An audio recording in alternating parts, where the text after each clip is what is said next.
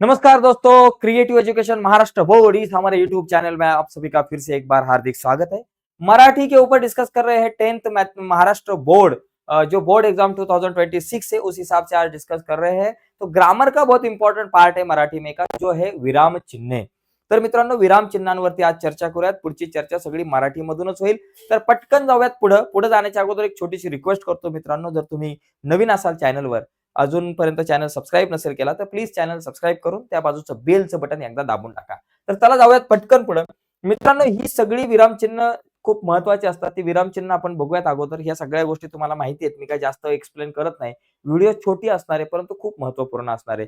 ही सगळी विरामचिन्ह खूप इम्पॉर्टंट आहे, कारण तुम्हाला विरामचिन्ह ओळखायला प्रश्न येतो आणि त्यामध्ये याच प्रकारची विरामचिन्ह असणार आहे, याच्या व्यतिरिक्त काही नाहीये। पहिलं काय, पूर्णविराम। बघा, हा पूर्णविराम आहे। अर्धविराम, अर्धविराम लक्षात घ्यायचं। अशा प्रकारचा वर पूर्णविराम आणि खाली स्वल्पविराम असतो, हा अर्धविराम आहे। स्वल्पविराम आपल्याला माहिती आहे। अपूर्ण विराम आपण अशा प्रकारे हे दोन टिंब देतो, तो अपूर्ण विराम असतो। प्रश्नचिन्ह सगळ्यांना माहिती आहे, हे उद्गारवाचक चिन्ह आहे। अवतरण चिन्ह दोन प्रकारचे आहे। असं एकेरी आलं तर याला एकेरी अवतरण चिन्ह आणि हे दुहेरी अवतरण चिन्ह, हे लक्षात घ्यायचं। एकेरी अवतरण चिन्ह आणि दुहेरी अवतरण चिन्ह याच्यामध्ये फरक आहे।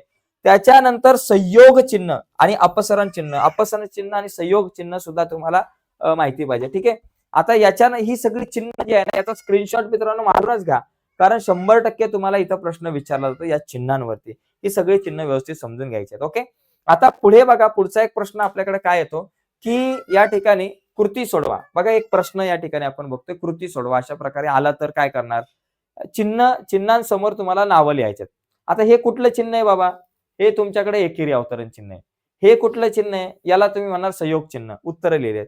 हा तुमचा स्वल्पविराम आहे, बरोबर, आणि हे आपलं प्रश्न चिन्ह आहे, ठीक आहे। तर अशा प्रकारे आपण इथं डायरेक्ट उत्तर दिलेली आहेत, कशाला काय म्हणतात असा एक प्रश्न जर आला तर आपण असा सोडू शकतो। पुढे बघा, पुढील वाक्यातील विरामचिन्ह ओळखून लिहा। आता वाक्यामध्ये कुठल्या कुठल्या प्रकारची विरामचिन्ह वापरलेत ती ओळखून लिहायची। बघा इथं बघा, कंपनीने आम्हाला सांगितलं, इथं स्वल्पविराम दिलाय, मग इथं स्वल्पविराम दिलं। यापुढे एका वेटरच्या सर्व्हिसिंगला 2.5 ऐवजी 5 रुपये लागतील। बघा, हे दुहेरी अवतरण चिन्ह दिसलं, हे दुहेरी अवतरण चिन्ह लिहिलं आणि इथे एक पूर्णविराम आहे, तो सुद्धा या ठिकाणी आपण लिहून घेतलेला आहे, ठीक आहे। अशा प्रकारे तुम्हाला जर का विरामचिन्ह ओळखायला प्रश्न आला तरी येऊ शकतो। आता कसं बोललात ते म्हणाले। बघा, इथं दुहेरी अवतरण चिन्ह आहे, मग ते दुहेरी अवतरण चिन्ह आलं।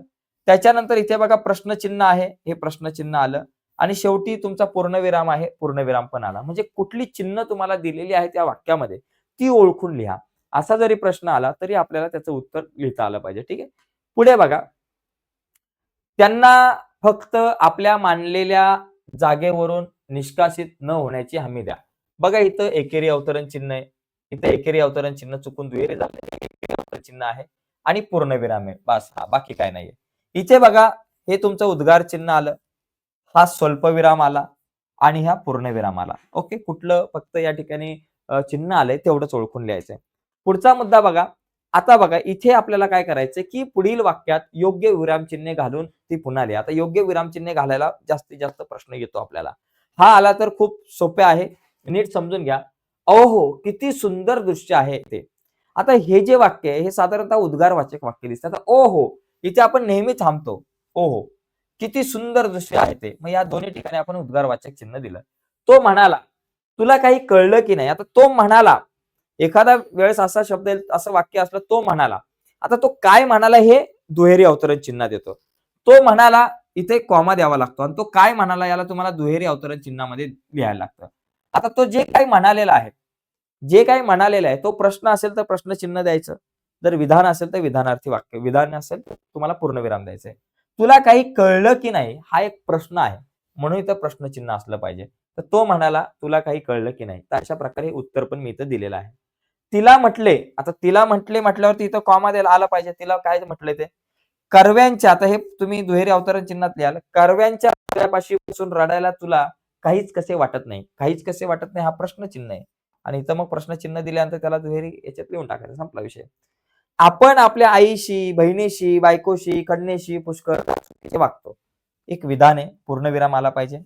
आपण आपल्या आईशी, कॉमा, बहिणीशी, कॉमा, बायकोशी, कॉमा, पुष्कळदा चुकीचे वागतो, कन्येशी पुष्कळदा चुकीचे वागतो, अशा प्रकारे इथं तुम्हाला देता आलं पाहिजे। अनेक शब्द एका पाठोपाठ एक असेल वेगवेगळे, तर तिथं तुम्हाला स्वल्पविराम देता आलं पाहिजे.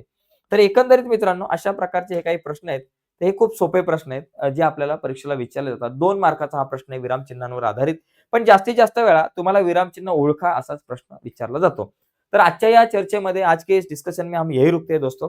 अगर वीडियो आपको अच्छी लगी होगी तो प्लीज़ हमारे इस वीडियो को लाइक कीजिए और अगर आप हमारे यूट्यूब चैनल पर नए हो, अब तक चैनल सब्सक्राइब नहीं किया होगा, तो प्लीज़ चैनल को सब्सक्राइब करके उसके बाजू में एक बेल का बटन है, उसे भी दबाइए ताकि हमने अपलोड की हुई हर एक नई वीडियो की नोटिफ़िकेशन सबसे पहले आप तक पहुँचे। बाय दोस्तों, धन्यवाद सभी को।